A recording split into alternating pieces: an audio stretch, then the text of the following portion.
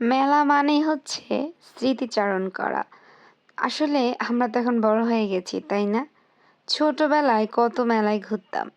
আর এখন মেলা দেখলে সেই সমস্ত ছোটবেলার স্মৃতিগুলো মনে পড়ে যায়।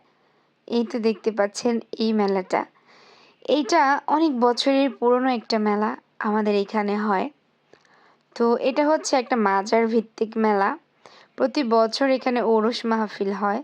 মানে এই মাজারে গান বাজনা হয় বা এই মাজারের একটা বর্ষপূর্তি উপলক্ষে আমি মাজারটা ভিডিও করি নাই। তো সেই উপলক্ষে কিন্তু মাজারটা একটু সাইডে আছে, এই মেলাটা হয়। তো এটা হচ্ছে ঘোড়াপীর মাজার। আমাদের এখানে এটাকে বলে ঘোড়াপীর মাজার। তো সেই মাজারের বর্ষপূর্তি উপলক্ষে এই মেলাটা। এই যে দেখেন আমার ছেলে আর আমার বোনের ছেলে ওরা এখানে খেলাধুলা করছে। তো মেলা এমন কিছু নাই যে আসে নাই। এই সমস্ত জিনিসগুলো কিন্তু আমরা যখন ছোট ছিলাম তখন ছিল না। বাট এখন এমন এমন কিছু জিনিস আসে মেলায়, আনকমন জিনিস। দেখেন এই যে একটা আইসক্রিম বিখ্যাত, এটাও আসছে। তো এটা হচ্ছে নাগরদোলা, মানে সব কিছুই আসছে এই মেলাটার মধ্যে। সত্যি কথা বলতে কি ভালোই লাগে। তো এই মেলাটা 15-16 দিন থাকে, বিশাল বড় হয় এই মেলাটা। আমার মামাতো বোন, আমি আর এই যে আমার মেয়েটা, তো কোলের মধ্যে ওরা বলতেছিল ছবি তুল ছবি তুল। এই যে একটা ট্রেন দেখতে পাচ্ছেন, এই ট্রেনের মধ্যেও এই যে আমার ছেলে আর মামাতো বোনের ছেলে ওরা উঠে গেছিল। আমি আবার এসব কিছুতে উঠতে পারি না, আমার কেমন জানি মানে মাথা ঘোরায়। তো কার কার মেলা ঘুরতে ভালো লাগে, মেলা দেখতে ভালো লাগে, কমেন্টস করে জানাবেন কিন্তু। আর এখন শীতের কালে কিন্তু সব জায়গায় কম বেশি মেলা হয়, গ্রাম অঞ্চলে বেশিরভাগ।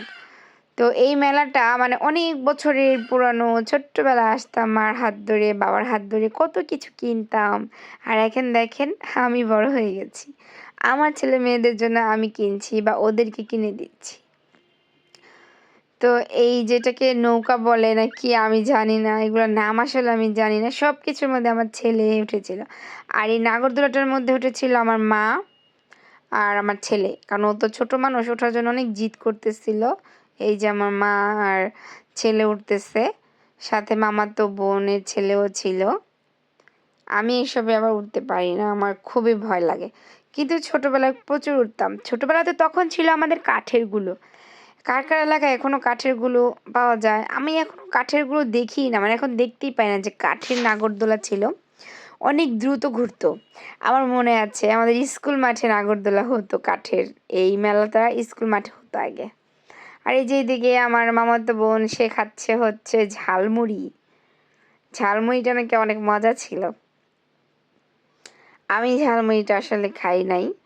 তো আর এদিকে আমি আমার মেয়েকে কোলে নিয়ে দেখতেছিলাম এখানে সবকিছু যা মানে দামটা রেট করে দিচ্ছিল একদম ফিক্সড প্রাইস। আর এখানে যা কিনবো সব 30 টাকা, মাত্র 30 টাকা।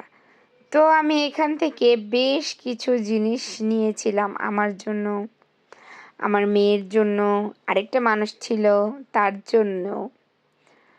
তো সবকিছু দামাদামি করতেছি, ঘুরতেছি, দেখতেছি এত কিউট কিউট জিনিসগুলো ছিল। আর 30 টাকা হলে কি হবে, জিনিসগুলো কিন্তু ভালোই ছিল, খারাপ না। এখান থেকে যাই কিনবো 30 টাকা। সব কিছুর দোকানে ঘুরলাম ঘুরলাম, আসলে এখানে আসলে অনেক টাকার মনে হয় কি যে অনেক টাকা নিয়ে আসতে পারতাম, আমি বস্তা ভরে কেনাকাটা করে বাসায় চলে যাইতাম, এরকম একটা পরিস্থিতি। মোটামুটি অনেক সুন্দরই জিনিস ছিল। আমি একটা কথা বলবো সবাইকে, আপনারা মেলায় ঘুরবেন ঠিক আছে ভাই, কসমেটিক আইটেমস আপনারা কিনবেন না। যেমন সুনু পাউডার, ফেস প্যাক, ফেসিয়াল, আমি নাম জানি না, তো সাজুগুজু করি না, তো আমি নামও জানি না, মানে ফেস পাউডার বা আরও অনেক কিছু, মানে এইসব ধরনের যেগুলো ত্বকে বা স্কিনে আমরা ইউজ করি এগুলো কিনবেন না। আপনারা যে টুকটাক চুড়ি, গহনাগাটি, ব্যান্ড ট্যান্ড এগুলো কিন্তু কিনতে পারেন। তো দেখেন আমি একটা বাটি দিয়েছিল দোকানদার, আমাকে বলেছিল যে যা কিনবেন এখানে নেন, সব এখানে জড়ো করেন বাটির মধ্যে। তা আমি সব জড়ো করেছিলাম। আর আমি তো চুড়ি দেখে লোভ সামলাতে পারি না, চুড়ি কিনবো না, মেলায় আসবো এটা কখনো হয়? আমি ছোট্টবেলা থেকে চুড়ি পাগল। বাট মাঝখানে কিছু দিন কিনি নাই, এখন আবার শখ জাগছে আমার চুড়ি কেনার। তো এই যে আমি কিছু চুড়ি কিনে নিলাম সুন্দর দেখে দেখে। আর অনেক দাম চাচ্ছিল এখানে চুড়িগুলোর। আমি আসলে কি বলবো, সারা বছর চুড়ি না কিনলেও কিন্তু এই মেলা থেকে চুড়ি কিনি। আর এই যে দেখেন কিউট কিউট না, দুইটা ব্রেসলেটও আমি নিয়েছিলাম, একটা আমার জন্য আরেকটা স্পেশাল মানুষ আছে, হ্যাঁ, তার জন্য। তো ২ টা নিয়েছিল হচ্ছে ৫০ টাকা করে, ২ টা ১০০ টাকা নিয়েছিল।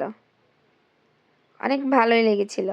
আর দেখেন কত আচারের দোকান বসেছে এখানে। অনেক, অনেক আচার।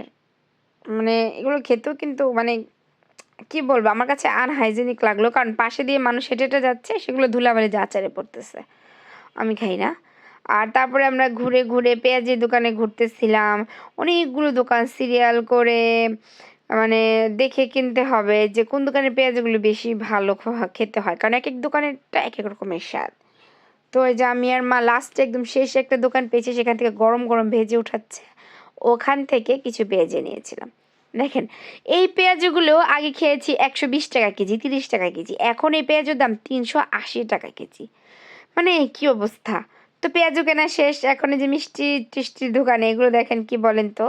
বাতাসা, ঘোড়া, হাতি, সন্দেশ, নিমকি। তো আমরা তো এত কিছু কিনি না, এত কিছু খাই না। আমরা কিনেছিলাম ৩-৪ রকমের এই যেগুলো, এই লাল এগুলো হচ্ছে নিমকি, সাদা নিমকি, মিষ্টি নিমকি। বেছে, বেছে খেয়ে, খেয়ে দেখছি আমি আর মা কোনটা বেশি ভালো মচমচা, এগুলো কিনেছিলাম। তো কে কোথা থেকে আমার ভিডিওটি দেখছেন, কার, কার এলাকায় মেলা শেষ বা মেলা শুরু হয়েছে কমেন্টস করে জানাবেন। কার, কার মেলা ঘুরতে ভালো লাগে আমার মতো অবশ্যই, অবশ্যই কমেন্টস করে কিন্তু জানাবেন। আর যারা আমার ইউটিউব চ্যানেল থেকে দেখছেন, আমার চ্যানেলটিকে সাবস্ক্রাইব করে আমার পাশেই থাকবেন।